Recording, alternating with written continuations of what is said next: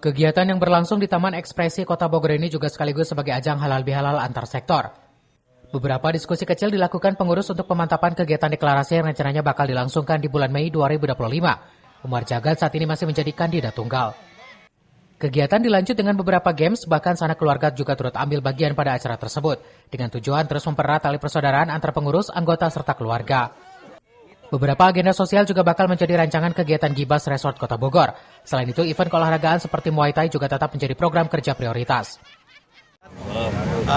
Hari ini kami berkumpul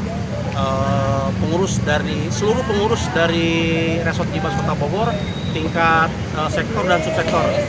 Agendanya adalah kita melakukan silaturahmi halal bihalal dan sosialisasi persiapan terkait musyawarah resort dan deklarasi ya di akhir Mei. Dari Kota Bogor, Cevi Suryadi melaporkan.